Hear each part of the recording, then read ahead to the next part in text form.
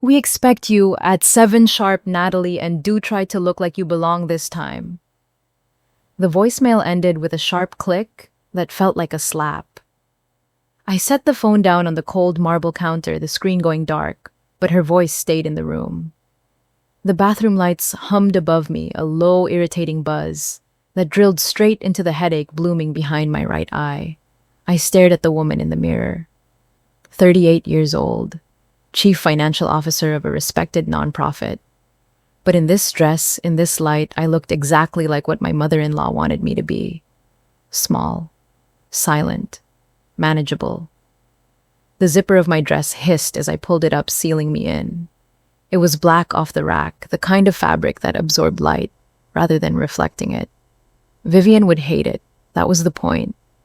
I reached into the neckline and pulled out the silver chain hidden underneath. The metal was warm from my skin. My thumb rubbed the small, battered compass pendant. It was cheap scratched, and the only thing in this Gold Coast apartment that felt real. My father gave it to me the day he died. He told me it would always point me home. But tonight, standing in a bathroom that cost more than my childhood house, I was pretty sure I was heading into enemy territory. Preston appeared in the doorway. He didn't knock. He never knocked when he was nervous. "You ready, Nat?" It wasn't a question. I turned around. My husband looked handsome in his tuxedo the way a statue looks handsome. Perfect cold and terrified. His left hand was at his side and I saw it immediately. His wedding ring was off. He was spinning it between his thumb and forefinger, the gold band flashing under the lights. Twist, twist, twist. He only did that when he was hiding something. "I am ready," I said, grabbing my clutch. "Is everything okay?" He stopped spinning the ring but didn't put it back on.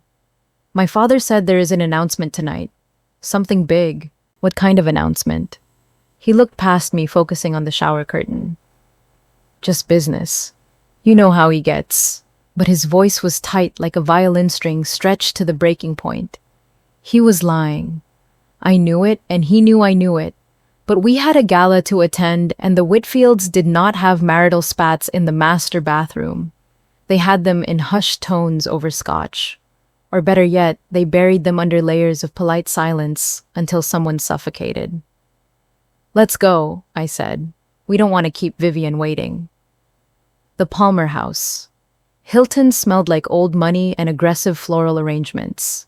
As soon as we stepped out of the cab, the humidity of 100 bodies hit me, mixed with the sharp tang of expensive perfume and the underlying scent of roasted beef. Flashbulbs popped near the red carpet, blinding white bursts that left spots in my vision. I kept my head down, letting Preston lead the way. He was the Whitfield. I was just the accessory. Vivian was holding court near the entrance to the grand ballroom. She wore emerald green, a shade that made her silver hair look like spun platinum. She spotted us instantly. Her gaze swept over me, starting at my hair and ending at my shoes. It took her 3 seconds to appraise my entire existence and find it lacking. "Preston, darling," she offered her cheek for a kiss, ignoring me completely. "You are late." "Traffic was bad, mother." "And Natalie." Vivian turned to me, her smile tight enough to snap. "You look comfortable." "Thank you, Vivian. The ballroom looks lovely." "I do try," she gestured vaguely with a champagne flute. "Though I suppose it is a bit overwhelming if you are not used to this sort of scale." I did not answer. I spent my days managing million-dollar endowments for inner-city schools. But to Vivian, I was still the girl from Ohio who probably didn't know which fork to use. We moved toward the family table. It was front and center naturally. The tablecloth was so white it hurt my eyes, laden with enough silverware to perform a surgery. But it wasn't the cutlery that caught my attention. It was the chair at the head of the table. It was empty. A single high-backed chair with a placard that read, "In honor of our founder." I stopped. I had seen that chair at every gala for 6 years, and every year it made my stomach twist. I leaned toward Preston. "Why do they still do that?" "Do what?" "The empty chair." For the founder. He adjusted his cufflinks, avoiding my eyes. It is ceremonial, Nat. Tradition. You know how much Dad respects the company history. I said nothing. I looked at the empty seat at the heavy velvet upholstery. Respect. That was one word for it. Theft was another. We took our seats at the far end of the table, the section reserved for the less important family members. Preston's sister Maggie was already there. She looked up from her wine glass and gave me a grim smile. Survived the gauntlet, I see. Barely, I said, sitting down. She is in rare form tonight. Maggie nodded toward Vivian, who was currently laughing at something a senator said. Warren has been on edge all week, screaming at assistants, locking himself in his study. Something is happening. Preston's ring was spinning again. Under the tablecloth, his hand was a blur of nervous energy. I placed my hand over his to stop it.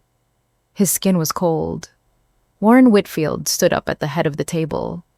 He was a large man, red-faced and booming, the kind of CEO who took up all the oxygen in the room. He checked his watch, frowned, and then tapped a spoon against his glass. But he didn't make a toast. Instead, he signaled to a man standing near the bar. Who is that? I asked. Preston followed my gaze. That is Raymond Harrington, CEO of Harrington Industries, the merger guy. Preston yanked his hand away from mine. I need a drink. He stood up abruptly, nearly knocking over his chair, and headed for the bar without looking back. I watched him go. The knot in my chest pulled tighter. He was running. My husband was running away from me, from his father, from whatever was about to happen in this room. I need the ladies' room, I told Maggie. I did not go to the bathroom. I needed air. I needed silence. I slipped through the side doors near the service corridor, the noise of the gala fading into a muffled roar behind me. The hallway was quiet, smelling faintly of garlic and industrial cleaner. I leaned against the wall and closed my eyes, taking a deep breath. Then I heard voices, low, urgent, and angry. I opened my eyes. Just around the corner near the kitchen entrance, two men were talking. I recognized the booming baritone immediately. Warren. The announcement is Tuesday. If we move the Whitfield position now, it is too obvious. Then you should have handled your compliance officer, Warren. The second voice was smooth, oily. Harrington. I have already spoken to my people. Once the news breaks, we are looking at a 40% jump. That is serious money. I froze. My heart slammed against my ribs. I knew that tone. I knew those terms. I handled finances for a living. They were talking about moving stock before a public announcement. Insider trading. They were standing 20 feet away from me, conspiring to commit a federal crime. My hand tightened around my clutch. My phone was inside. I had been using the voice memo app earlier to dictate notes for my speech at the nonprofit next week. I had never closed the app. Was it still running? I slid my thumb over the clasp, opening the bag a fraction of an inch. The red light on the screen was pulsing. Recording. I stood absolutely still, barely daring to breathe. What about that son of yours? Harrington asked. Does he know? Preston. God, no. Warren snorted a sound of pure dismissal. The boy does not have the stomach for real business. Too much of his mother's softness. And his wife. What does Vivian call her? Warren laughed. It was a cruel, wet sound. The little accountant. Please, she is not worth thinking about. She is practically wallpaper. Wallpaper? The word hung in the sterile hallway air. I felt the blood drain from my face, leaving me cold. After 6 years of trying, after 6 years of swallowing their insults, of shrinking myself down to fit into their little box, of pretending to be less than I was just to keep the peace. Wallpaper. That is what I was to them. Not a person, not a threat, just part of the scenery. I looked down at my phone, still recording in the darkness of my purse. The red light blinked. Once. Twice. Like a heartbeat or a countdown. I wasn't wallpaper. I was the person holding the match. I backed away step by silent step until I reached the ballroom doors. I smoothed my dress. I checked my reflection in the glass of a display case. The woman staring back at me didn't look comfortable anymore. She looked dangerous. I walked back into the party. Preston was back at the table nursing a scotch. He looked up as I approached, his eyes anxious. "You okay?" he asked. "You were gone a while." I sat down. I placed my clutch on the table, right next to the floral arrangement. I looked at Warren, who was laughing at the head of the table, clutching a glass of champagne like a scepter. "I am fine," I said. "I just heard something interesting." Preston blinked. "What?" I smiled, and for the first time all night, it reached my eyes. "I will tell you later." The lights dimmed. The orchestra swelled. Warren stood up to give his speech, beaming at the crowd that admired him, the family that feared him, and the daughter-in-law he thought was wallpaper. He had no idea that the wallpaper was about to bring the whole house down. The restroom was a palace of white marble and mirrors that stretched from floor to ceiling, designed to make you look at yourself whether you wanted to or not. I locked the stall door and leaned back against it, my chest heaving. The silence here was heavy, broken only by the rhythmic drip of a faucet somewhere outside. I pulled my phone from the clutch. My thumb hovered over the screen. I pressed play. The voices were tinny but unmistakable. Warren and Harrington. Insider trading. 40% jump. Compliance officer problems. I stopped the playback. My hand was shaking, not with fear, but with a cold, vibrating energy I hadn't felt in years. I had options. I could delete it. I could pretend I never walked down that corridor, never heard them conspiring to commit a felony, never heard my father-in-law call me wallpaper. I could go back out there, smile at the insults, and let them continue to gamble with the company my father built. It would be the safe choice, the wife choice. But the company wasn't theirs to gamble. It was mine. 51% of every decision, every asset, and every risk belonged to me. If Warren went down for this, he was taking my inheritance with him. The door to the restroom opened. The chatter of women and the click of heels on marble echoed in the space. I shoved the phone back into my purse. I wasn't ready to pull the trigger yet. I needed to see how far they would go. I walked to the sink, splashed cold water on my wrists, and looked at my reflection. Pale, wide-eyed, I looked like a victim. I fixed my lipstick, turning the color into a shield. I wasn't a victim. I was the majority shareholder. They just didn't know it yet. By the time I returned to the ballroom, the lights were dimming. A spotlight swept across the room, cutting through the haze of expensive perfume and champagne, finally landing on the stage. Warren stood at the podium. He looked every inch the captain of industry, his tuxedo straining slightly across his chest, his silver hair gleaming. Preston was back at the table. He had a fresh drink in his hand, the ice melting rapidly. As I sat down, his hand found mine under the tablecloth. His palm was damp. "You okay?" he whispered. "Fine," I said. Preston did not look fine. He was staring at the stage, his jaw tight. "Ladies and gentlemen," Warren boomed, his voice amplified to fill the cavernous room. "Thank you for joining us tonight to celebrate 50 years of Whitfield Global Consulting." Applause rippled through the room. Warren smiled, basking in it. He loved this part. He loved the adoration. This company was built on one simple principle: family first. Our founder believed that business and family were inseparable. And tonight I am proud to announce a new chapter in our legacy. He paused for effect. The room went silent. "Whitfield Global is proud to announce our partnership with Harrington Industries." More applause. I saw Harrington at a table near the front, raising his glass with a smug, predatory smile. Warren continued.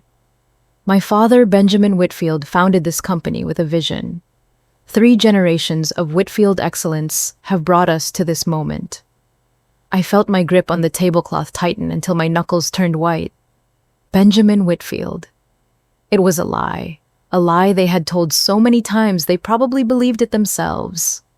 Benjamin Whitfield had been an investor with a recognizable name and a golf club membership. My father, Robert Harper, had been the one with the ideas. He was the one who worked 18-hour days in a garage in Ohio while Benjamin was drinking scotch at the club. 3 generations of excellence. The erasure was complete. My father was not even a footnote in his own history. Preston squeezed my hand. I looked at him. He wasn't looking at me. He was looking at his father with a mix of fear and resignation. His other hand was under the table, and I knew without looking that the ring was off again. Spinning. Twist, twist, twist. The speech ended. The lights came up. The orchestra launched into a waltz, but the atmosphere at our table had shifted. It was sharper now. Dangerous. I saw Vivian approaching. She moved through the crowd like a shark in a reef, cutting through conversations with a smile that didn't reach her eyes. She had a fresh glass of champagne in her hand, and her cheeks were flushed. She had been drinking. And she had a target. "Natalie, dear," she said as she arrived at our table. Her voice carried. It was projected just like an actress on a stage. "I have been meaning to speak with you about the foundation dinner next month." "Of course, Vivian," I said, keeping my voice level. "I am concerned." She turned slightly, ensuring the couple at the next table could hear. "You have been on the planning committee for 3 years now, and I wonder if perhaps you are overwhelmed." "I am managing fine. Are you?" She took a sip of champagne, her eyes glinting.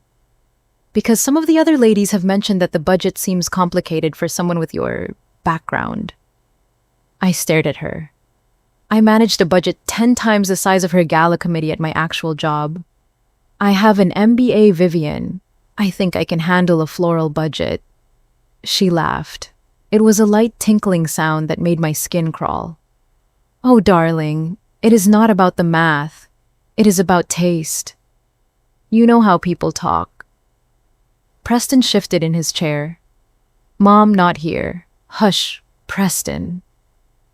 Vivian waved a hand at him dismissively. "I'm simply being honest. Someone has to be."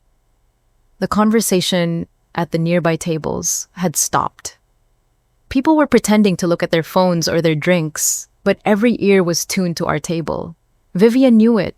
She thrived on it. The thing is, Vivian continued stepping closer to me. This family has a certain standard. Preston was raised in a particular way. And while I am sure you are doing your best, some people simply were not bred for this life. The silence that followed was absolute. It was heavy and suffocating. Vivian Preston started. His voice was weak. "I am just saying what everyone is thinking, darling." Vivian looked down at me, her eyes filled with a cold, triumphant pity. "You cannot blame a fish for not knowing how to climb trees." It is not the fish's fault she was raised in a trailer park. A trailer park. I had grown up in a 3-bedroom colonial in a nice suburb. My father was a Princeton graduate, but facts did not matter to Vivian. To her, anyone who wasn't a Whitfield was trash. She didn't just want to insult me. She wanted to rewrite my history just like Warren rewrote the company's. I looked at Preston. This was it. This was the moment. "Stand up," I willed him. "Say something. Defend me." Preston opened his mouth. His eyes met mine, filled with panic. Then a hand clapped onto his shoulder. Warren was there, beaming, oblivious, or perhaps perfectly aware of the slaughter. "Preston, my boy, come with me. The senator wants to say hello, and we need more champagne." Preston froze. He looked at his mother. He looked at his father, and then he looked at me. I saw the choice happen in his eyes. I saw the fear win. He stood up. "I will be right back," he muttered to the table in general. He turned his back on me. He walked away with his father, leaving me sitting there, while his mother smiled down at me, like a queen who had just ordered an execution. The betrayal hit me harder than the insult. He left. He knew this was coming. That was why the ring was off. That was why he had been nervous all night. He knew, and he left me to take the bullet alone. I slowly stood up. My legs felt steady, surprisingly so. I picked up my clutch. I didn't look at the people staring. I looked directly at Vivian. You know, I said quietly, my voice low enough that only she could hear. You are absolutely right, Vivian. She blinked, her smile faltering for a fraction of a second. She hadn't expected agreement. I wasn't bred for this life, I said. I was bred for something else entirely. I didn't wait for her response. I turned and walked away. I walked past the staring guests, past the empty chair reserved for the founder, past the husband who was too cowardly to look at me. I walked out of the ballroom and into the cool air of the corridor. I wasn't running. I was strategizing. Vivian thought she had put me in my place. She thought she had won. But all she had done was remind me that I was fighting a war. And in a war, you don't use a shield, you use a weapon. I touched the phone in my purse. Game on. The cold Chicago wind hit me like a physical blow the moment I stepped onto the balcony. It was a relief. The air inside the ballroom had been thick with humidity, expensive perfume, and the suffocating weight of Vivian's judgment. But out here, the night was sharp and indifferent. I wrapped my arms around myself, shivering as the adrenaline began to curdle into something colder and harder. Below me, the city was a grid of amber and white lights, thousands of people living lives that didn't involve insider trading or public humiliation.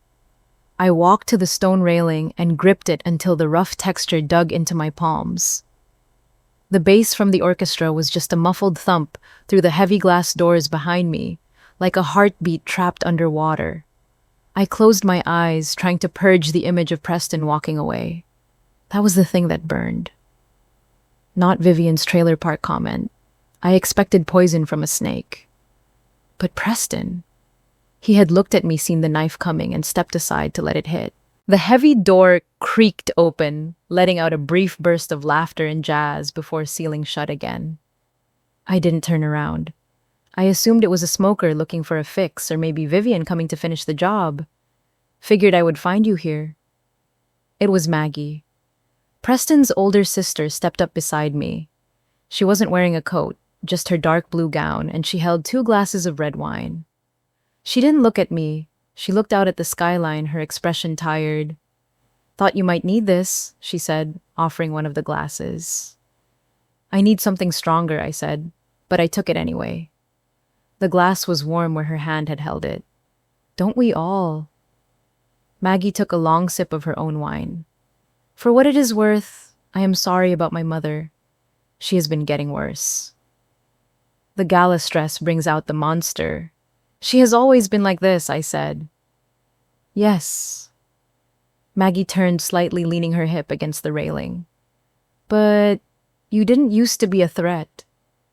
I almost laughed. It would have been a bitter sound, a threat.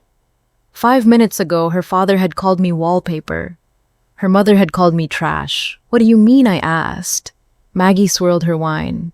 Preston talks about you differently now. He has for a couple of years. Like he is proud of something, like he knows something she doesn't. She paused, looking at me over the rim of her glass. Mother cannot stand not knowing. She targets what she cannot control, and she cannot control you anymore. I stared at the dark wine in my glass. A couple of years. Maggie was right.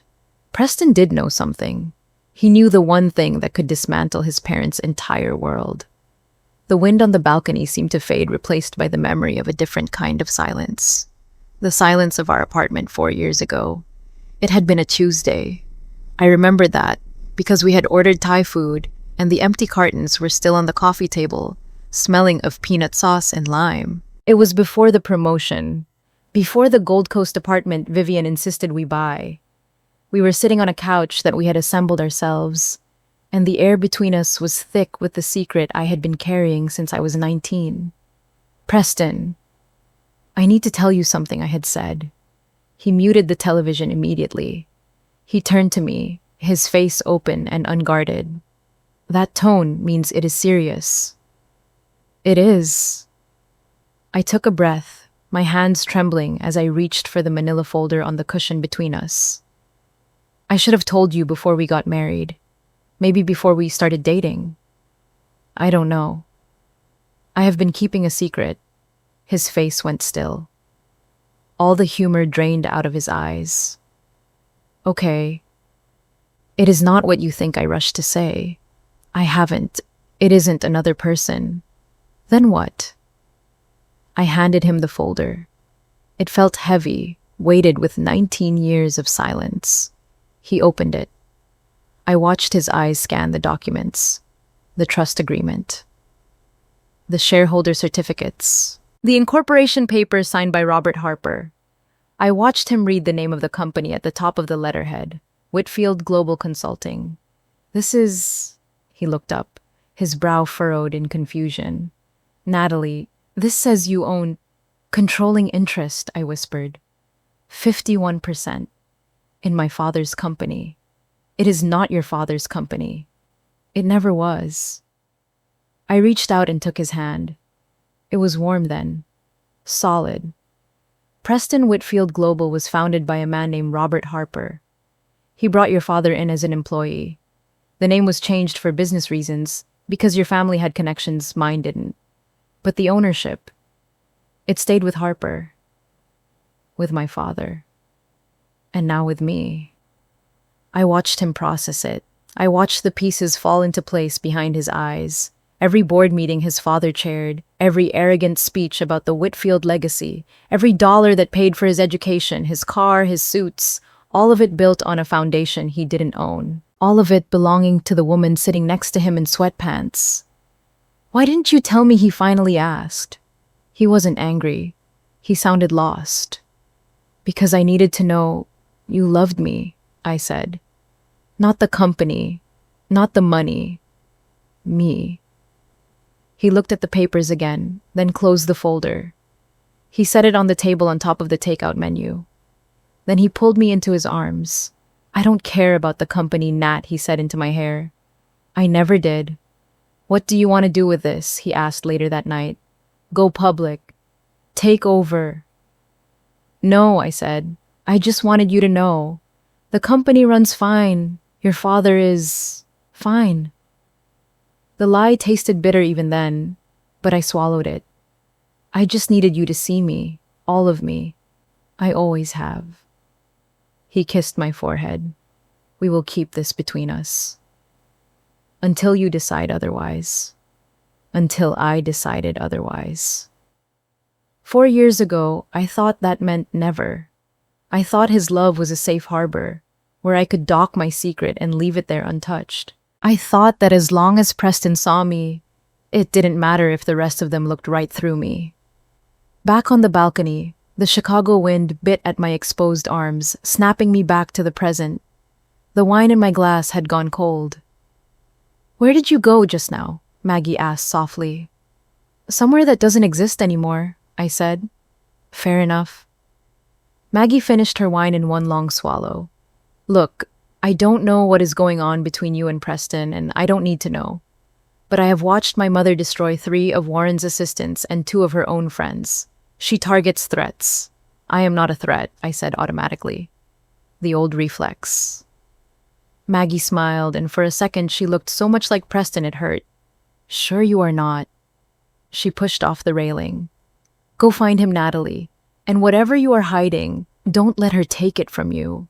She opened the heavy glass door and slipped back into the warmth of the gala, leaving me alone with the hum of the city. I looked down at my phone. The screen lit up with a text message. Preston, where are you? We need to talk. We need to talk. The universal code for bad news. My thumb hovered over the screen. 4 years ago, he had held me and told me he didn't care about the company. Tonight, he had let his mother eviscerate me to protect his standing in it. The man who had held me on that couch was gone, replaced by a terrified son, spinning his wedding ring in the dark. I could leave. I could take the elevator down to the lobby, get in a cab, and disappear. I had the resources. I had the money. I could be halfway to the airport before they even noticed I was gone.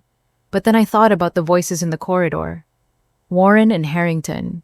Insider trading. Desperation. They weren't just insulting me anymore. They were dismantling the legacy my father had left me.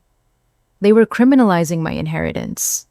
If I walked away now, and I wasn't just leaving a bad marriage, I was abandoning my father. I finished the wine in a single gulp, the sour taste settling in my stomach. I set the empty glass on the stone ledge. I wasn't wallpaper. I wasn't a victim. And I certainly wasn't going to run. I smoothed the front of my cheap black dress. I reached up and checked the pendant hidden beneath the fabric, the cold metal compass pressing against my skin. It was pointing north. It was pointing home. And right now, home was a battlefield. I opened the door and walked back into the light. The ballroom was loud, a wall of sound that hit me the moment I stepped back inside. The air was thick with the smell of expensive gin and roasted meat. I moved along the perimeter of the room, sticking to the shadows between the velvet drapes and the catering stations. I wasn't ready to be seen yet. I was hunting. I spotted them near the main bar. It was a crowded island of mahogany and brass in the center of the room. But Warren Whitfield created his own gravity. He was leaning against the counter, clutching a tumbler of scotch like it was a life raft. His face was flushed a deep, unhealthy crimson that crept up from his collar. Raymond Harrington stood next to him. The man was a study in predatory relaxation. He had one hand in his pocket, the other resting heavily on Warren's shoulder. It looked like a gesture of friendship, but from where I stood behind a large potted palm, it looked more like he was holding Warren down. I edged closer, turning my back to them and pretending to examine a tray of abandoned hors d'oeuvres. I needed to hear them. "The Tuesday announcement needs to be coordinated," Harrington was saying. His voice was smooth, carrying over the clinking of ice. "My people are ready to buy as soon as the market opens. I cannot move that much capital without raising flags, Raymond." Warren sounded breathless. "The compliance officer has already been asking questions about the last quarter. Then handle him." Harrington laughed a low rumble. "Or handle the paperwork. I do not care which. But if we do not show liquidity by the merger date, the whole deal collapses. And we both know what happens to your balance sheet then." I picked up a napkin, twisting it between my fingers. Liquidity. Balance sheets. Warren wasn't just greedy. He was drowning. "My wife is asking questions," Warren hissed. "She wanted to see the quarterly reports." "Vivian never asks about the reports. She smells blood." "Warren, wives always do." I froze. Vivian asking about financials. Vivian Whitfield thought money grew on trees or was summoned by magic from trust funds. If she was asking to see the actual numbers, it meant the cracks in the foundation were wide enough to see from the country club. Warren took a long swallow of his drink. "I need more time. You have until Tuesday." My phone buzzed in my clutch, vibrating against my hip like an angry hornet. I glanced down. "Preston." I silenced it immediately. I didn't have time for his apologies. Not when I was staring at the motive for the crime. Warren wasn't just engaging in insider trading to get richer. He was doing it to save the company that belonged to me. He was risking my inheritance, my father's legacy on a criminal gamble because he had run the business into the ground. I watched Harrington pat Warren's cheek, a gesture so patronizing it made my stomach turn. Then the other man walked away, disappearing into the crowd. Warren stayed at the bar, staring into his empty glass. He looked small, desperate, and dangerous. I turned away, my heart hammering a frantic rhythm against my ribs. I needed to think. I couldn't go back to the table. I couldn't sit there and make polite conversation while knowing the ship was sinking. I wandered toward the east wall of the ballroom. This area was quieter, dedicated to a museum-style display set up for the gala. A long, velvet-roped exhibit titled 50 Years of Whitfield Excellence. I stopped in front of the first panel. It was a black and white photograph from 1974. A small office, a desk cluttered with papers, and a man standing proudly in a wide-lapelled suit. The caption read, "Founder Benjamin Whitfield signs the incorporation papers launching a legacy of innovation." I stared at the photo.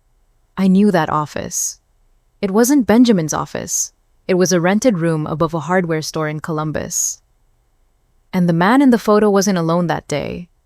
My father had been there. He had taken the photo. I walked down the line. 1985, Warren Whitfield, named CEO. A photo of a young, arrogant Warren shaking hands with a senator. 1990. Global expansion. 2005. The new headquarters. Panel after panel. Photo after photo. A meticulously curated timeline of success. And nowhere, not in a single caption, not in a single blurry background figure, was the name Robert Harper. They hadn't just stolen the company. They had erased him. My father had been the mind. Benjamin had been the face. It was an arrangement they had agreed upon, my father preferring the quiet work of strategy over the noise of public relations. But he never agreed to be obliterated. I reached out and touched the glass covering the timeline. My finger traced the gap between 1974 and 1980. That was where the work happened. That was where my father missed my soccer games and school plays because he was building the algorithms that made this company a fortune. You are hurting yourself. The voice came from behind me. I didn't jump. I didn't pull my hand away from the glass. I recognized the scent of sandalwood and cedar before I even turned around. Preston. He was standing 3 feet away. His eyes were red-rimmed, the whites veined with exhaustion. He looked like he had aged 10 years since the salad course. I am looking at history, I said, my voice flat. Or at least their version of it. Nat, please. He stepped closer, reaching for my elbow. His touch was familiar, the muscle memory of 6 years of marriage, pulling me toward him, but I stiffened. He dropped his hand. I am sorry, he said. For what exactly?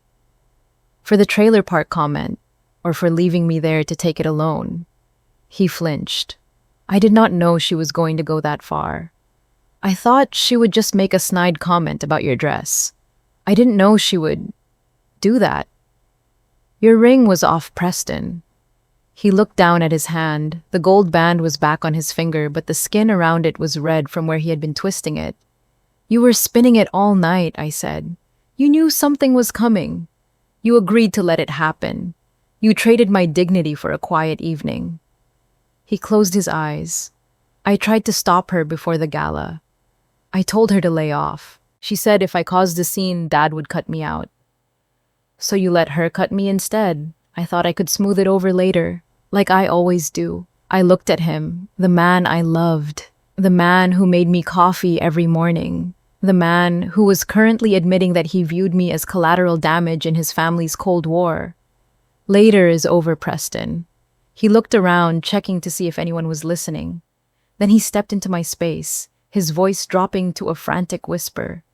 You do not understand. Dad is in trouble. Real trouble. I know, I said. He blinked. You know? I know the company is bleeding. I know he's desperate. I know about Harrington. Preston's face went slack. How much do you know? Enough to know that you are all standing on a trapdoor. He ran a hand through his hair, messing up the perfect gel style. I tried to ask him about the accounts last week. He shut me down. He said I didn't have the stomach for what needed to be done. He thinks he can fix it with this merger. He is trying to fix a gunshot wound with a Band-Aid, Preston. And he is using illegal adhesive to do it. Preston grabbed my shoulders. His grip was desperate. If you have proof, are you going to use it? Are you going to burn it all down? I looked at the display case behind him, at the lie of Benjamin Whitfield's legacy. Then I looked at my husband. I am asking if you are planning to destroy us, he whispered. I pulled away from him. He stumbled back a step, looking at his empty hands. I don't know yet, I said honestly. I don't know what I am planning. Whatever you decide, he said, his voice cracking. I am with you. I know I haven't shown it. I know I failed you tonight. But I am with you. Words. Just pretty empty words. He had agreed to abandon me once tonight already. Why should I believe this promise was any different? Then prove it, I said. He looked at me, confusion clouding his eyes. How? I don't know. But before this night ends, you are going to have to choose. Not in secret, not later. You are going to have to choose between the name on your birth certificate and the woman standing in front of you. I turned back to the display case, to the timeline of lies. And Preston, I said, watching his reflection in the glass. If you choose wrong this time, there is no coming back. He stood there for a long moment, the silence stretching between us like a wire. Then he nodded once and walked away. I watched him go. I wanted to call him back. I wanted to tell him about the recording, about the plan forming in the back of my mind. But I couldn't. Not yet. He was compromised. I looked back at the photo of Benjamin Whitfield. My father built this house, I whispered to the glass. Now I just had to decide if I was going to renovate it or burn it to the ground. The band was playing a slow, smoky jazz standard that seemed to drag the tempo of the entire room down to a languid pulse. I let Preston pull me onto the dance floor, his hand firm on the small of my back. For a few minutes, the hostile glares of the Whitfield social circle blurred into a background wash of sequins and tuxedos. I rested my cheek against his shoulder, inhaling the scent of his cologne cedar, and rain, the same scent that had been on his pillow for 6 years. Do you remember our wedding? Preston murmured into my hair. You stepped on my feet, I said, my voice muffled against his lapel. 3 times. 4. I corrected him. You missed the 4th, during the final dip. He laughed softly, the vibration running through his chest and into mine. I have missed this, he said. Us. Just us. For a moment, I let myself pretend. I shut out the memory of Vivian's insults. I pushed down the knowledge of Warren's crimes. I ignored the weight of the recording device in my purse that sat on her table like an unexploded bomb. I let myself be just Natalie Whitfield dancing with her husband, believing that the apology he gave me by the display case was real, believing that his promise to stand with me meant something. The song ended on a lingering saxophone note. Preston pulled back his eyes, searching mine. He looked hopeful, like a man who thought the storm had passed just because the rain had stopped for a minute. I will get us fresh drinks, he said, squeezing my hand. Wait here. Do not run away again. I won't, I lied. He headed toward the bar, weaving through the crowd with that effortless grace he had been born with. I watched him go, a small, foolish ember of hope glowing in my chest. Maybe we could survive this. Maybe if I showed him the evidence, if I explained about my ownership in the quiet of our home, he would finally choose me for good. I needed to use the powder room before the next set of speeches. I navigated the edge of the ballroom, keeping my head high, ignoring the whispers that trailed in my wake like static electricity. I reached the hallway that led to the restrooms, the same quiet, carpeted corridor where the real business of the gala seemed to happen. I was reaching for the handle of the ladies' room door when I heard it. My name. It wasn't spoken with malice this time. It was spoken with the cold, clinical detachment of a surgeon deciding where to cut. You told me you would handle her tonight. I froze. The voice came from the alcove, just past the restrooms, a small seating area meant for private conversations. It was Vivian. I did handle it. Warren's voice replied, sounding weary. You handled it. She was humiliated in front of 200 people. Is that not enough blood for one evening? Preston danced with her Warren. Vivian's voice dropped an octave, becoming sharper. In front of the senator, in front of the board. He made us look like fools. He is validating her presence. He is her husband, Vivian. He is a Whitfield, and she is poison. She needs to be removed. I pressed my back against the wall, my breath catching in my throat. I had thought the attack at the dinner table was the climax. I thought the trailer park comment was the worst of it. I was wrong. That was just the opening salvo. What do you suggest? Warren sighed. The ice in his glass clinked. We talked about this. Vivian sounded impatient, as if explaining simple math to a child. Preston needs to understand that his future in the company depends on his priorities. The merger with Harrington is the leverage. Either he divorces her, or you remove him from the succession plan. I felt the blood drain from my face. Divorce. They weren't just trying to shame me. They were actively plotting to dismantle my marriage. To use my company as the weapon to sever my husband from me. Vivian, we have bigger problems, Warren said. The Harrington deal is delicate. Is that your domain? I do not care about the numbers. You should. If this goes wrong, there will not be a company to pass to Preston. The compliance officer found something. I need time to bury it. Vivian scoffed. I do not care about your business problems. I care that my son is publicly defending a woman who does not belong in this family. Fix it, Warren. I told Preston to stay away from her tonight, Warren said. His voice was defensive. I told him to let you have your moment, to keep her contained at the table. He agreed. The world stopped. The hallway, the carpet, the distant music, it all tilted on its axis. He agreed. And then he grew a conscience. For 5 minutes, Vivian snapped. Unacceptable. I will talk to him again. Make him understand the stakes. Do that, Vivian said. Because if she is still in this family by Christmas, I will make everyone uncomfortable. I didn't hear the rest. I couldn't. The roaring in my ears was too loud, Preston agreed. Before we even left the apartment, before he spun his ring in the bathroom, before he held my hand under the table, he had agreed to let his mother attack me. He had agreed to keep me contained. The nervousness, the spinning ring, it wasn't fear for me. It was guilt. He knew. The dance wasn't a reconciliation. It was damage control. He was managing me just like his father was managing the compliance officer. I stepped away from the alcove, my movements mechanical. I felt hollowed out, as if someone had reached inside my chest and scooped out everything that made me human, leaving only a cold, hard shell. I walked back into the ballroom. The noise was deafening now, a cacophony of laughter and clinking glass that sounded like mocking applause. I scanned the room and found him. Preston was at the bar holding 2 flutes of champagne. He was laughing at something the bartender said. He looked relaxed. Happy even, the picture of a loving husband grabbing a drink for his wife. I watched him for a long moment. I looked at the way his tuxedo fit his shoulders, the way his hair curled slightly at the nape of his neck.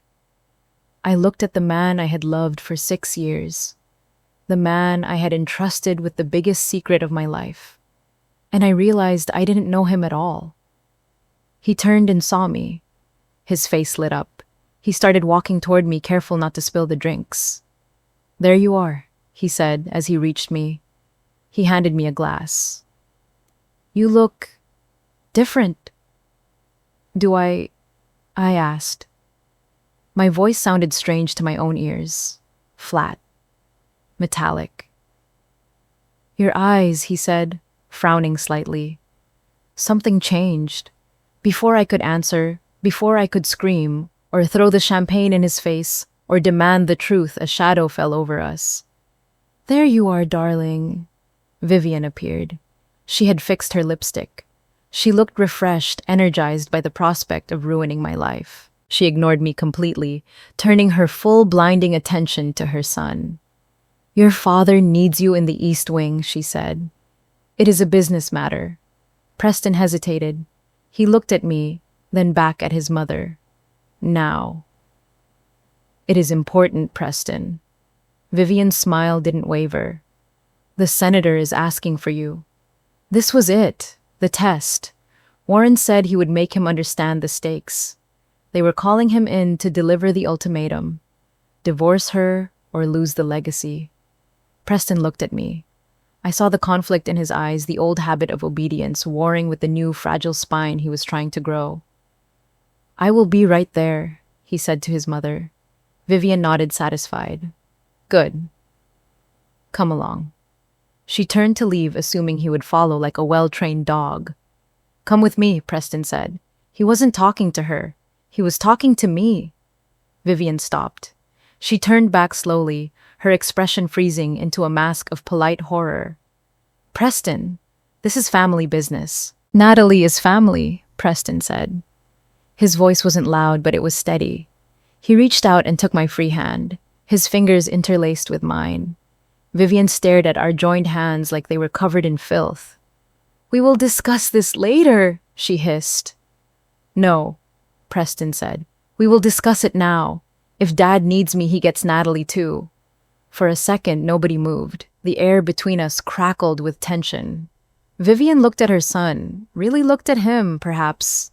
Seeing him for the first time in years, not as an extension of herself, but as an obstacle.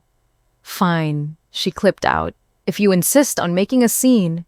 She spun around and marched toward the east wing, her emerald dress trailing behind her, like a poisonous vapor.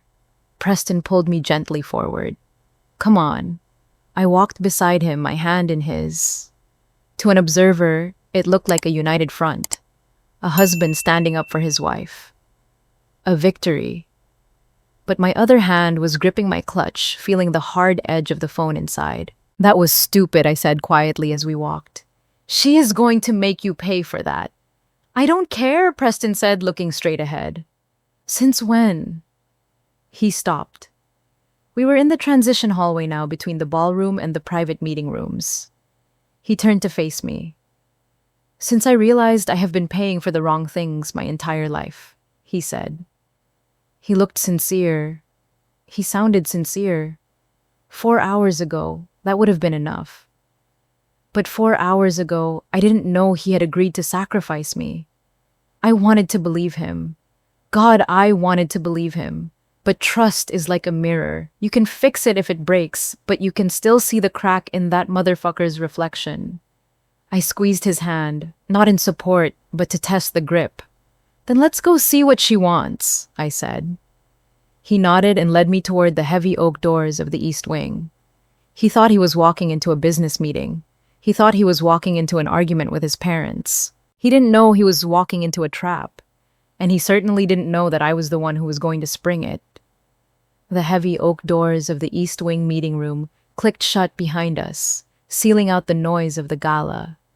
The silence in here was different.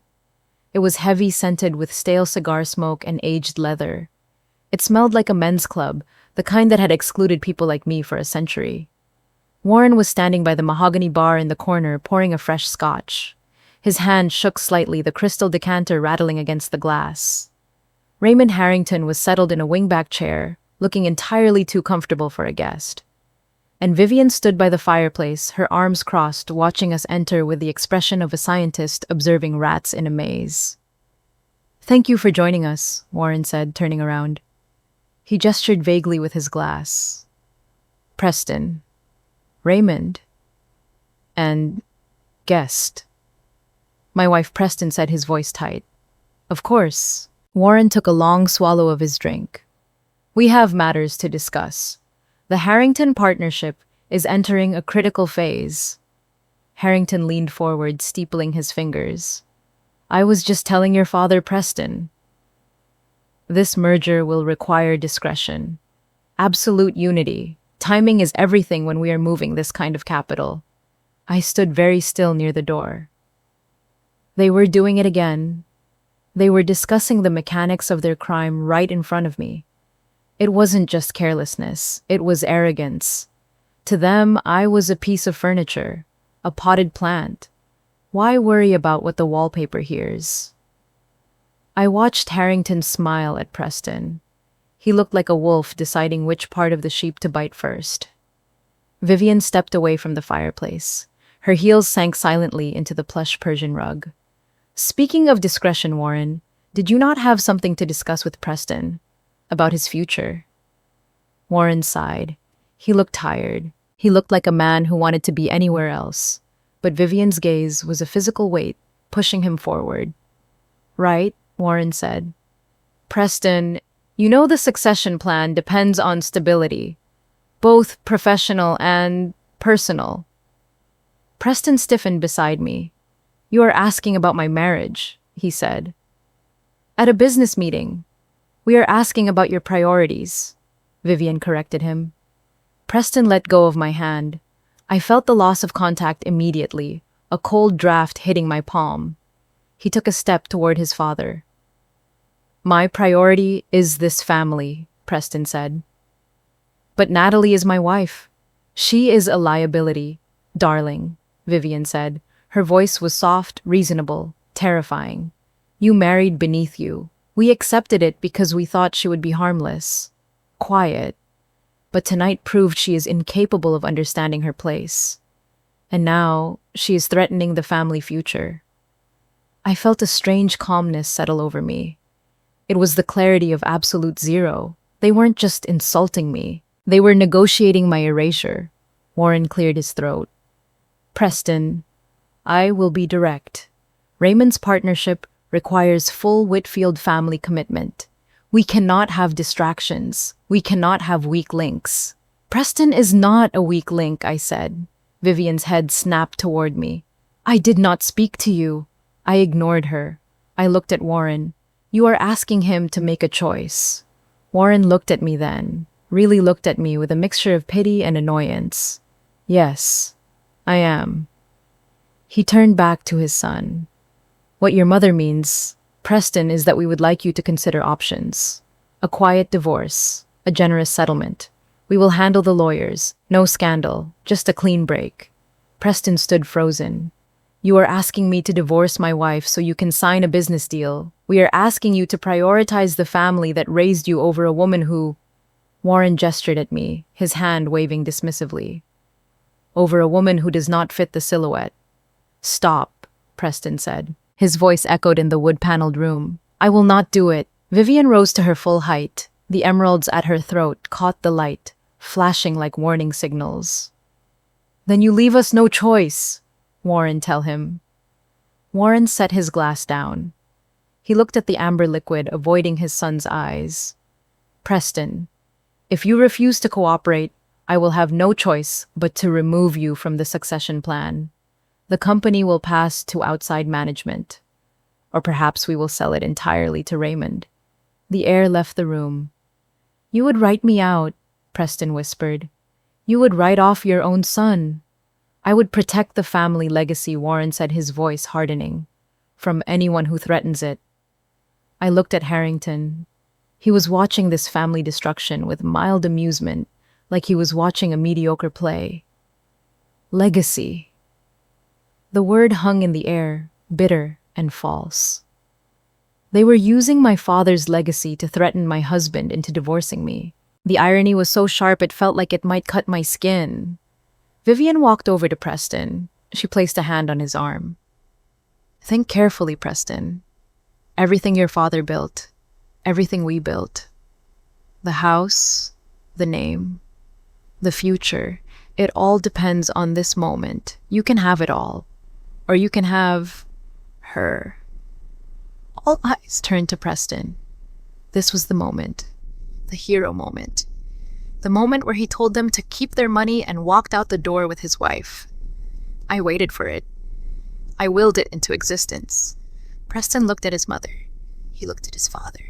He looked at the heavy leather chair that would one day be his. Then he looked at me. I saw the fear. I saw the calculation. I saw the boy who had spent 40 years trying to please these people, trying to be the son they wanted. He opened his mouth. I need time, he said. The silence that followed was louder than a scream. Time, Vivian repeated, her eyebrows raising. To think, Preston said, his voice breaking. I just need time to think. He didn't say no.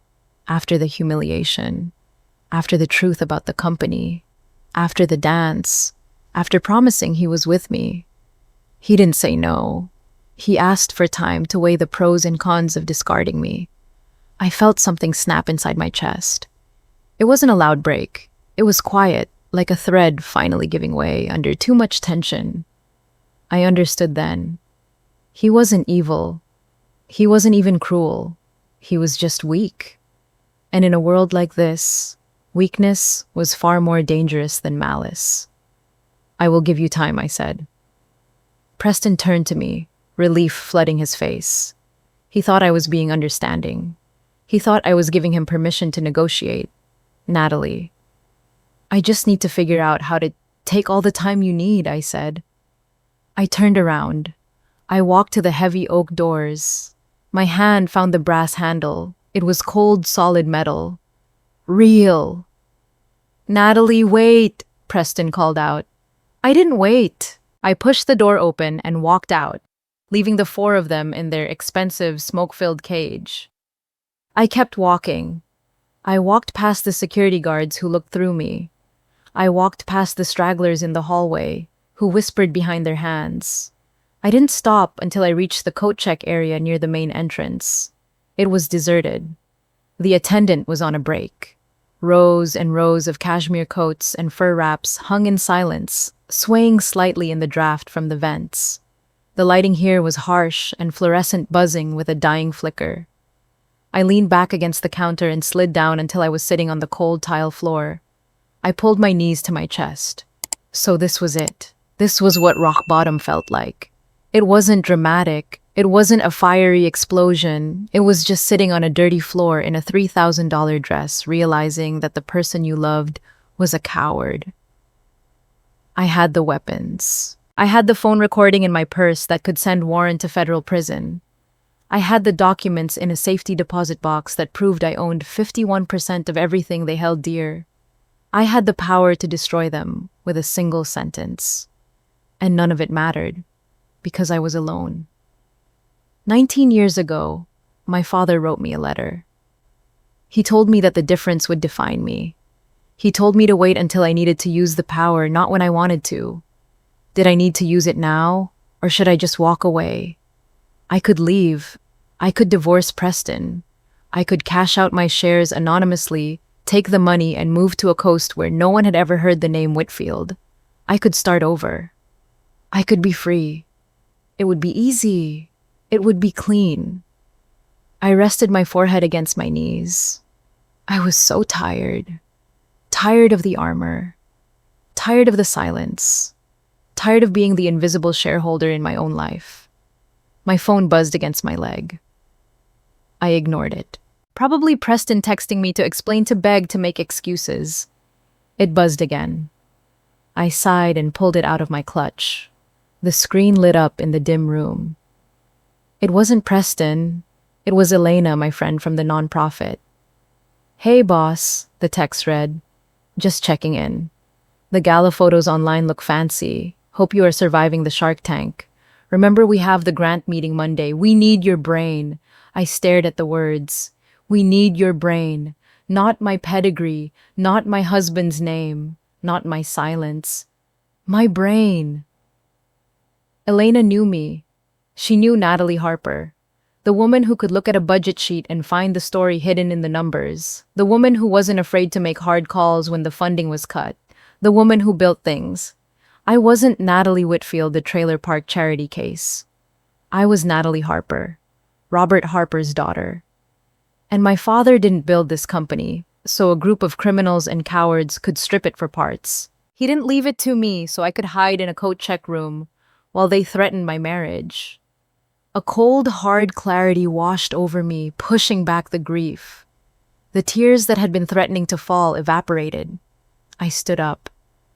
I brushed the dust off my dress. I checked my reflection in the glass partition of the coat check booth. My makeup was perfect. My hair was still in place. The only thing that had changed was my eyes. The woman looking back at me wasn't waiting anymore. I wasn't going to negotiate. I wasn't going to ask for permission. And I certainly wasn't going to give Preston any more time. He had made his choice. Now I was going to make mine. I tightened my grip on my clutch, feeling the outline of the phone inside, the recording, the evidence. I turned toward the ballroom doors.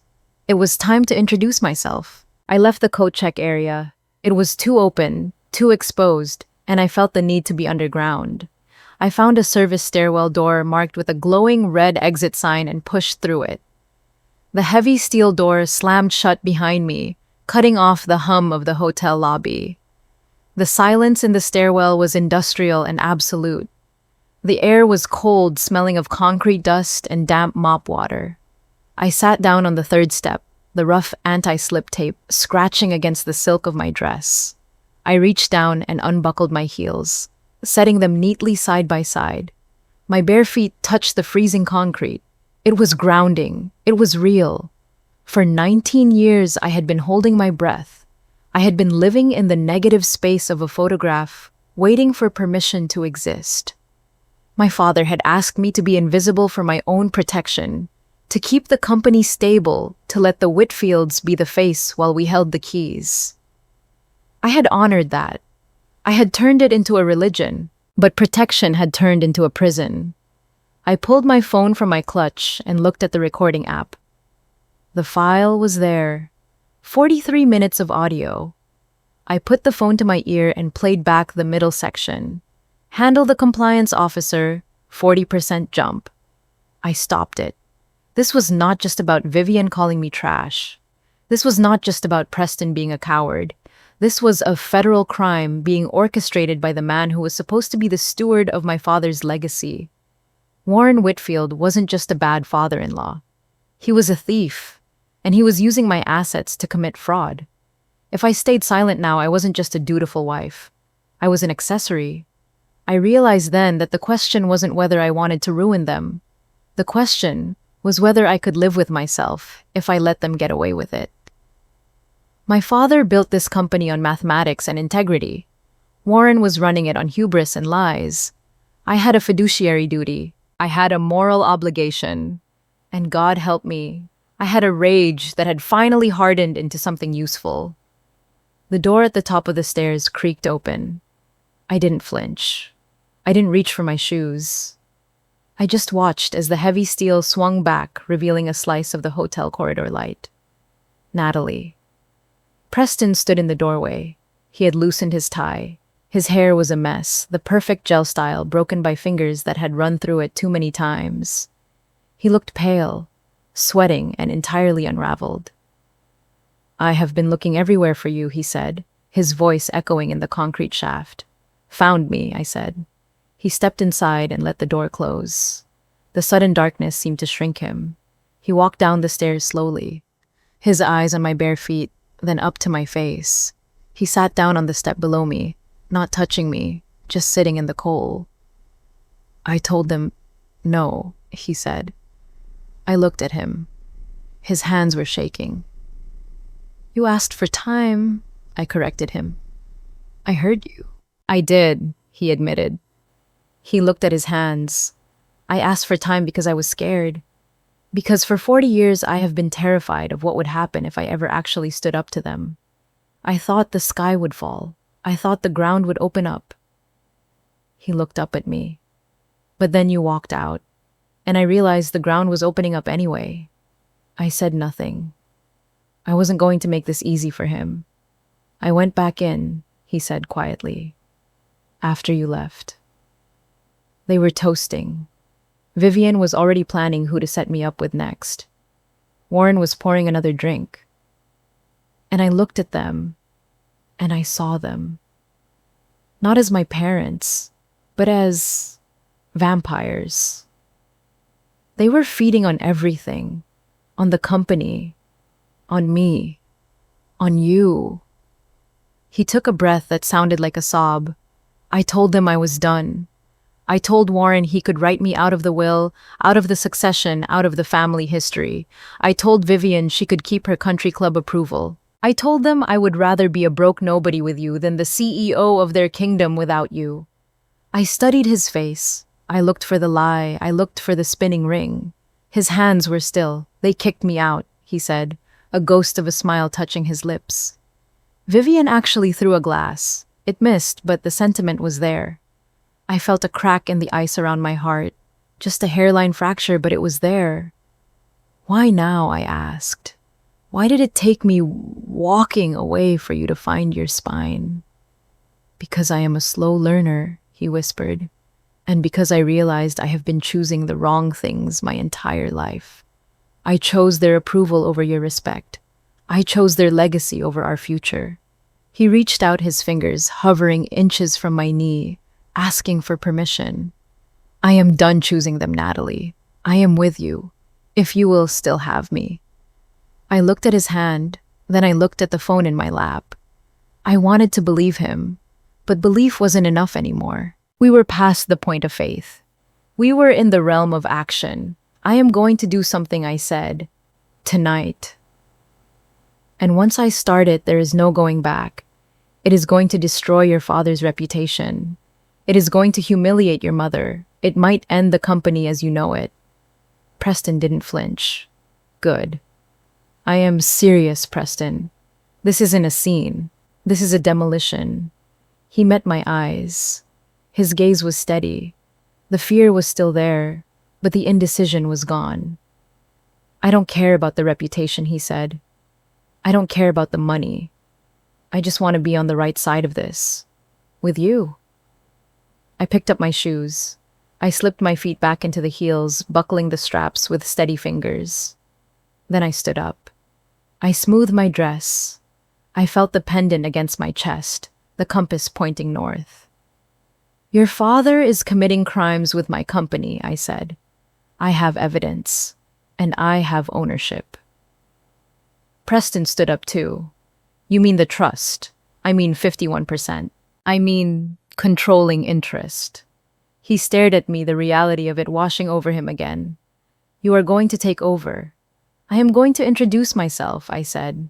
Finally. I held out my hand to him. It wasn't a romantic gesture. It was an invitation to a partnership. Are you coming? He looked at my hand, then he looked at the door at the top of the stairs. He took a deep breath, adjusted his jacket, and took my hand. His grip was firm. Let us go meet my family, he said. We walked out of the stairwell and into the lobby.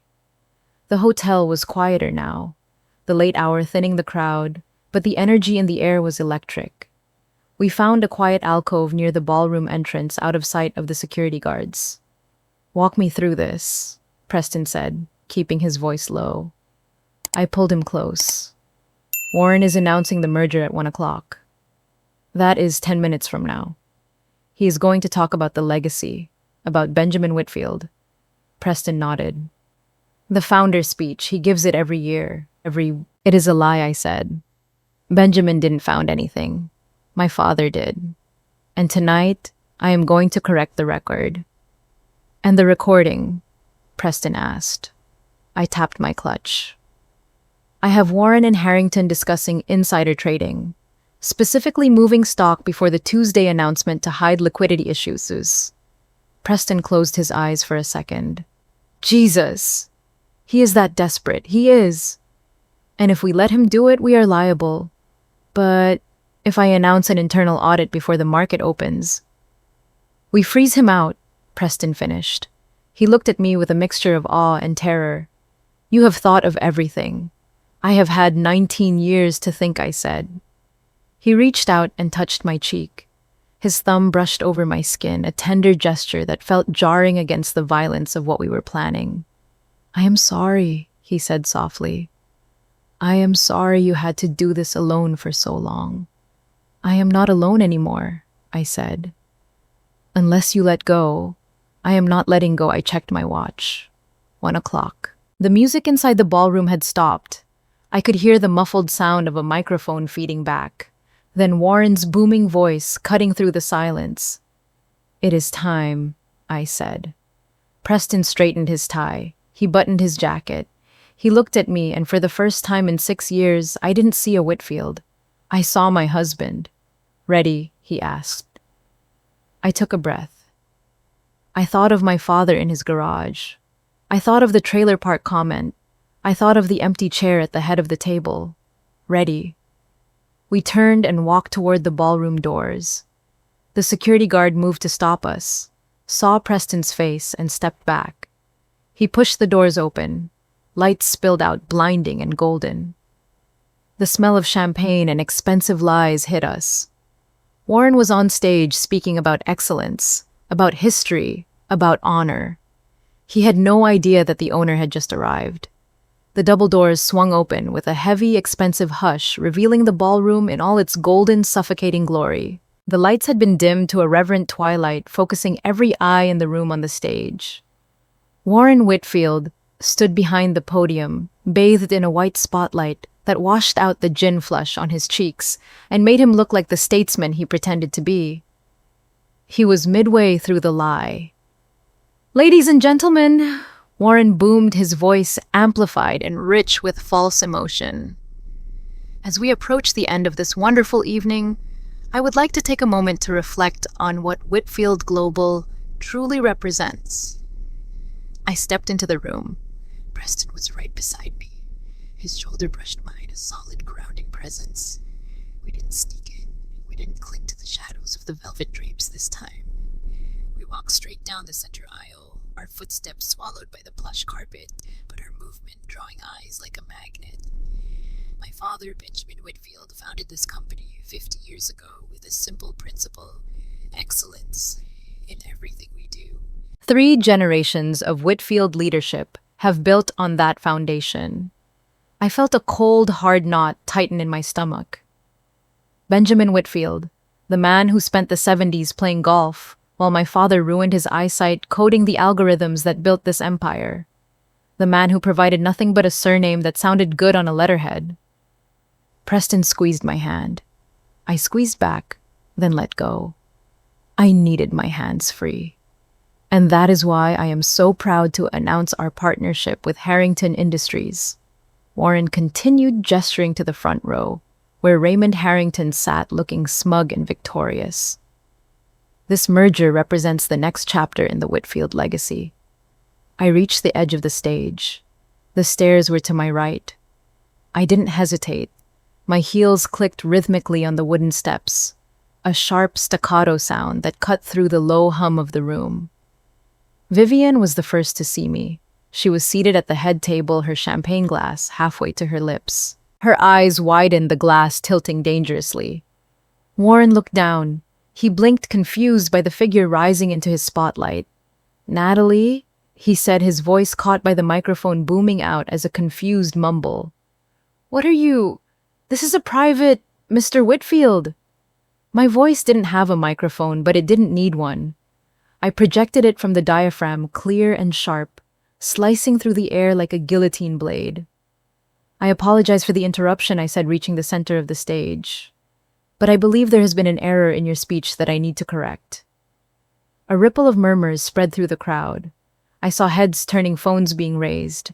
The scandal had arrived, and they were hungry for it. Warren's face turned a deep, dangerous purple. "Young lady, I do not know what you think you are doing, but security will..." "You mentioned that your father, Benjamin Whitfield, founded this company 50 years ago," I said, cutting him off. I turned to face the audience. I looked at the hundreds of faces, the investors, the competitors, the socialites, who had spent years looking through me. "That is incorrect." Warren stepped toward me, his hands balled into fists. "Get off this stage. Now." Whitfield Global Consulting was founded in 1974 by a man named Robert Harper. I said, my voice rising just enough to drown out Warren's sputtering. "Your father contributed exactly one thing to the company formation: his name." The silence that fell over the room was absolute. It was the silence of a held breath. "Robert Harper died 19 years ago," I said. "He was my father." Vivian stood up at the table, knocking her chair over. "She is lying," she shrieked. "She is insane. Get her out of here. You want proof." I reached into the neckline of my black dress. My fingers found the silver chain. I pulled it out, letting the pendant swing free. The battered silver compass caught the harsh glare of the spotlight. It looked small and cheap against the diamonds and tuxedos, but it was the only real thing in the room. "This was my father's," I said. "He wore it when he signed the incorporation papers, when he hired Warren Whitfield as his first employee, when he decided that the Whitfield name would open more doors than Harper." I pulled my phone from my clutch.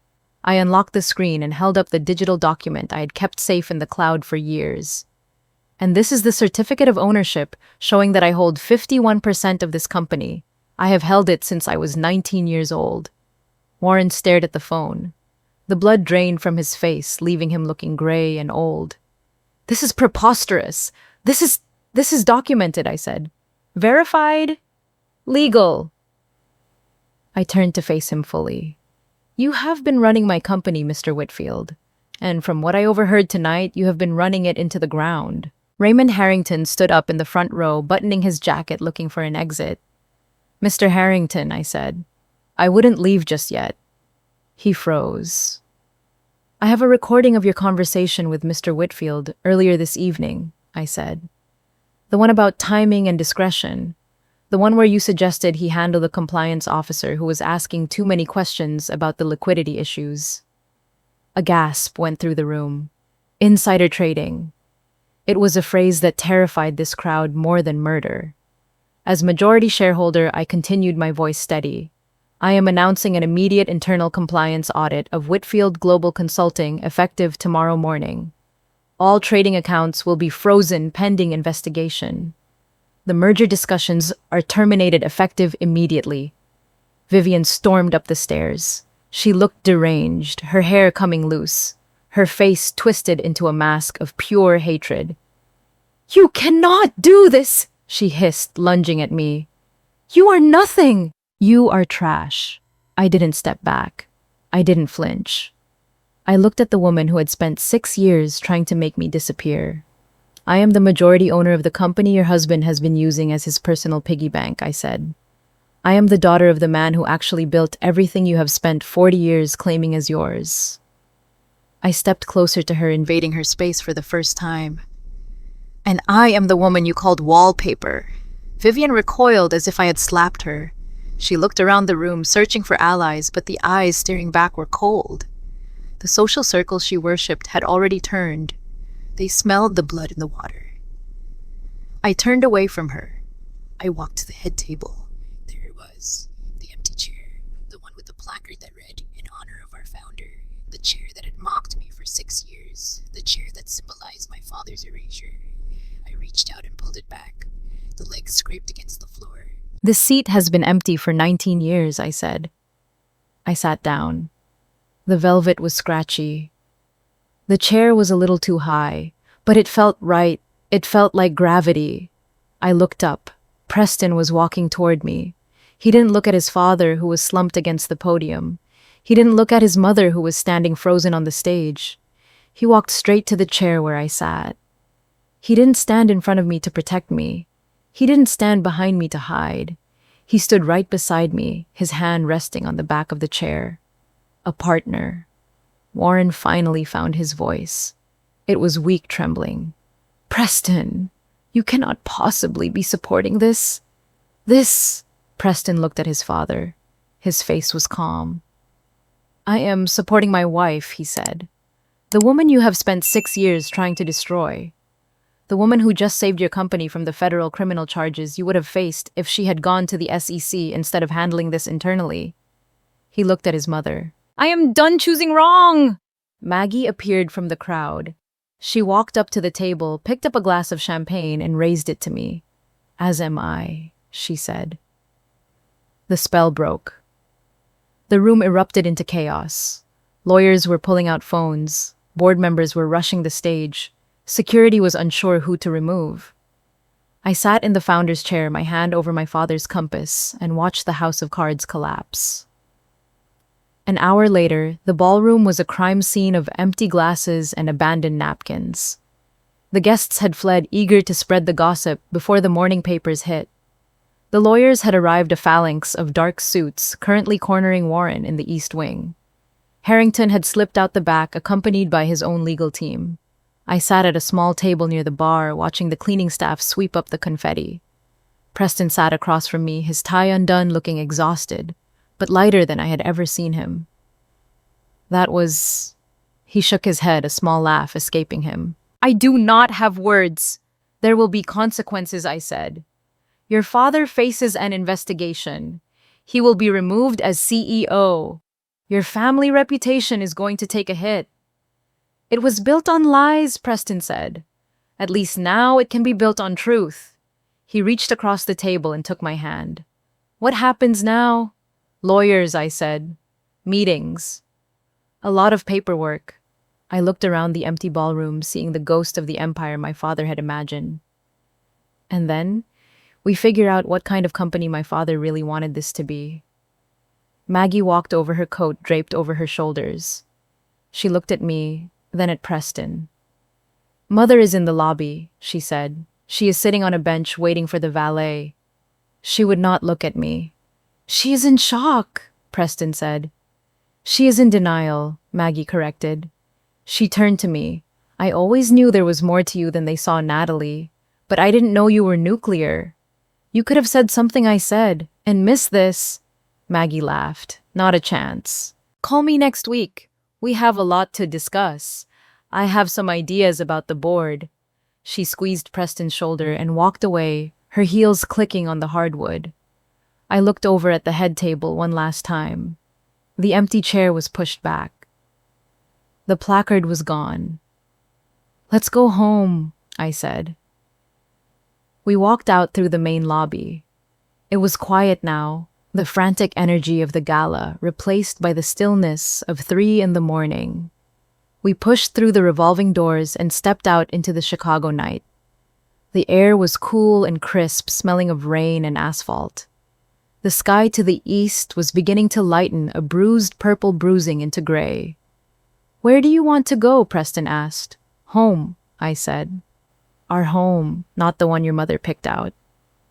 He nodded. And then I thought about it, about the years ahead, about the audit, about the inevitable awkwardness of Thanksgiving dinners, about the power I had finally claimed. And then I figured out what kind of owner I want to be, I said, what my father would have wanted. Preston stopped on the sidewalk. He looked at me, his eyes searching my face in the streetlights. "Do you regret keeping it a secret so long?" he asked. "You could have done this years ago. You could have saved yourself a lot of pain."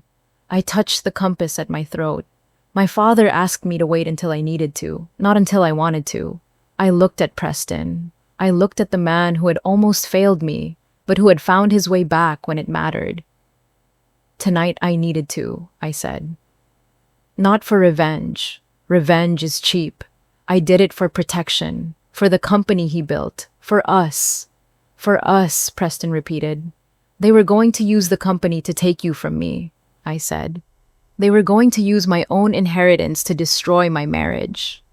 I couldn't let them use my company to do that. My father was right. The difference between want and need was everything. I hadn't revealed myself because Vivian hurt my feelings. I revealed myself because they were criminals, because they were threats, because staying invisible was no longer a strategy, it was a surrender." I caught my reflection in the darkened window of a parked car. The woman staring back didn't look small anymore. She didn't look manageable. She looked like someone who had walked through the fire and come out holding the torch. Natalie Harper Whitfield, majority shareholder, daughter, wife. I took Preston's hand, finally visible, finally home. Imagine fast-forwarding 6 months from that explosive night in the ballroom. You are walking into the headquarters of Whitfield Global, but the name on the glass doors has changed. It now reads simply, Harper and Whitfield. The atmosphere inside isn't heavy with cigar smoke and fear anymore. It hums with a different kind of energy. You walk past the executive wing and you notice the massive oil painting of Benjamin Whitfield, the one that hung there for 40 years based on a lie is gone. In its place, there isn't a portrait of you or your father. Instead, there is a framed copy of the original incorporation papers signed in a garage in 1974, reminding everyone that great things often start in humble places. You sit down at the desk that used to belong to Warren. He isn't in prison. That would have been too dramatic and would have dragged the company down with him. Instead, you gave him something worse, irrelevance. He was forced into early retirement, stripped of his board seat, and now spends his days playing golf alone, at a club where people whisper when he walks by. Vivian is ostensibly traveling in Europe, which is code for hiding from a social circle that ostracized her the moment her power evaporated. They didn't lose their money, but they lost their audience, And for people like them, that is a fate worse than bankruptcy. Preston walks in. He isn't the terrified son spinning his wedding ring anymore. He is the chief operations officer, a role he actually earned this time. He places a file on your desk, the first recipients of the Robert Harper Scholarship, a full-ride program for engineering students from low-income backgrounds. Kids who grew up in trailer parks or small apartments, kids who have brilliance but no pedigree. You sign the approval. This is what the power was for. It wasn't just to take the chair, it was to widen the table. You realize that the revenge wasn't the point. The revenge was just the demolition required to build something new. You didn't just reclaim a company. You broke a cycle of generational trauma that had trapped your husband and silenced your father. This story isn't just about a corporate takeover or a satisfying clapback to a cruel mother-in-law. It is a lesson about the difference between being silent and being weak. For years, you might have felt like Natalie overlooked, undervalued, perhaps even feeling like wallpaper in your own life. You might have let people interrupt you, talk over you, or take credit for your work because you thought keeping the peace was the same thing as being safe. But Natalie's journey teaches us a critical distinction. Silence can be a sanctuary, or it can be a prison. It depends entirely on who holds the key. The most profound takeaway here is that your worth does not decrease based on someone else's inability to see it. Vivian's insults didn't make Natalie less competent. They only made Vivian look foolish.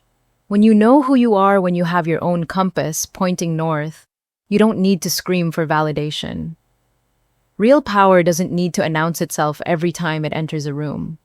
It waits, it observes, and it acts. When the moment is right, not out of ego, but out of necessity. Natalie didn't destroy the Whitfields because they hurt her feelings. She dismantled them because they threatened her values. So I want to ask you, is there an area in your life where you are making yourself small to make others comfortable? Are you holding on to a secret power, a talent, a truth, or a capability that you are afraid to show because you don't want to upset the status quo? It is terrifying to step into the spotlight, especially when you have been trained to stay in the shadows. But remember, the world doesn't benefit from your invisibility. The people who truly love you, like Preston, eventually learn to do will not ask you to dim your light. They will hand you the microphone. Don't wait for permission to take your seat at the head of the table. If you built it, the chair belongs to you.